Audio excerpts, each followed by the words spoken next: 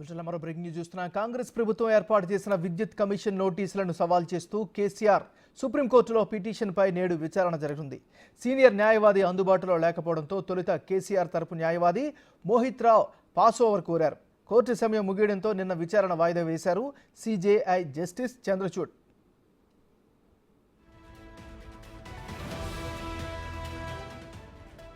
కేసీఆర్ హయాంలో జరిగిన విద్యుత్ కొనుగోళ్ల వ్యవహారం, భద్రాద్రి, యాదాద్రి థర్మల్ విద్యుత్ కేంద్రాల నిర్మాణం తదితర అంశాలపై కాంగ్రెస్ ప్రభుత్వం విద్యుత్ కమిషన్ ఏర్పాటు చేసింది. విశ్రాంత న్యాయమూర్తి జస్టిస్ ఎల్ నరసింహారెడ్డి నేతృత్వంలో కమిషన్ 2 మార్లు కేసీఆర్కు నోటీసులు కూడా ఇచ్చింది. కానీ కేసీఆర్ విచారణకు హాజరు కాకుండా కమిషన్పై విమర్శలు చేశారు. హైకోర్టులో పిటిషన్ కూడా వేశారు. కమిషన్ ఏర్పాటు చట్ట విరుద్ధమని వాదించారు. అయితే దీనిపై వాదనలు విన్న హైకోర్టు కేసీఆర్ పిటిషన్ కొట్టేసింది. దీంతో కేసీఆర్ ఇప్పుడు సుప్రీంకోర్టులో పిటిషన్ వేశారు.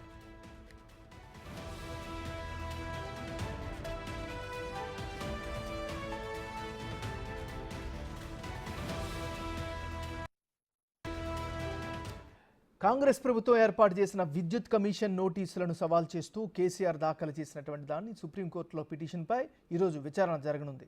ఇదే అంశానికి సంబంధించి మరింత తాజా సమాచారాన్ని ఢిల్లీ నుంచి మా రిపోర్టర్ శివ అందిస్తారు. శివ, చెప్పండి, ఈరోజు ఏం జరుగుతుంది?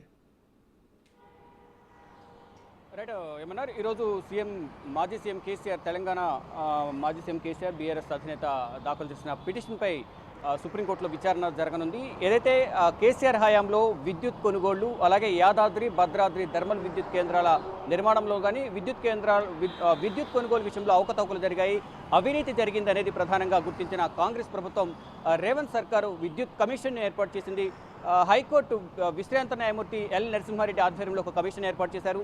ఈ కమిషన్ విచారణకు రావాల్సిందిగా 2 సార్లు కేసీఆర్కు నోటీసులు జారీ చేసినప్పటికీ విచారణకు హాజరు కాకపోగా ఇటు తెలంగాణ ప్రభుత్వం పైన, మరోవైపు ఇటు ఈ కమిషన్ పై కూడా ఆరోపణలు చేశారు.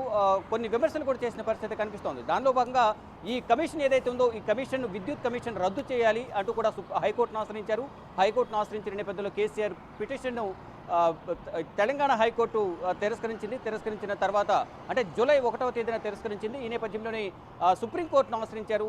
నిన్న విచారణ జరగాల్సి ఉంది. నిన్న విచారణ సందర్భంగా జాబితా ప్రకారం కేసీఆర్ దాఖలు చేసిన పిటిషన్ 1వ కోర్టులో 18వ నెంబర్ పిటిషన్ విచారణకు వచ్చింది. కానీ ఆ సమయంలో అడ్వకేట్ అందుబాటులో లేకపోవడంతో కేసీఆర్ తరఫున మోహిత్ రావు పాస్ ఓవర్ కోరిన నేపథ్యంలో నిన్న సాయంత్రం, అంటే ఎండ్ ఆఫ్ ది కోర్టు దీన్ని టేకప్ చేస్తామని తెలిపారు సిజేఐ ధనుంజయ్ యశ్వంత్ చంద్రచూడ్. కానీ నిన్న సమయం ముగియడంతో కోర్టు సమయం ఈరోజు దీన్ని విచారిస్తామని తెలిపారు. అయితే ఈరోజు కూడా 1వ నెంబర్ కోర్టులో 18వ నెంబర్ కేసుగా నమోదైంది. ఇక 18వ నెంబర్ కేసు అంటే 11:30 లోపు దీనికి సంబంధించిన విచారణ జరిగే అవకాశం అయితే కనిపిస్తూ ఉంది. అంటే తెలంగాణ గవర్నమెంట్లో గత ప్రభుత్వం ఏదైతే 10 సంవత్సరాల కాలంలో విద్యుత్ కొనుగోళ్ల వ్యవహారం, మరోవైపు విద్యుత్ కేంద్రాలు, ఇది యాదాద్రి, భద్రాద్రిలో థర్మల్ విద్యుత్ కేంద్రాల నిర్మాణంలో అవకతవకలు జరిగాయి. అంటే ఒక ప్రాసెస్ ప్రకారం కాకుండా, అంటే టెండర్ ప్రకారం చర్చలు జరపకుండా ఇష్టానుసారం తన అనుయాయులకు థర్మల్ విద్యుత్ కేంద్రాల నిర్మాణానికి సంబంధించి కానీ, మరోవైపు విద్యుత్ కొనుగోలు వ్యవహారానికి సంబంధించి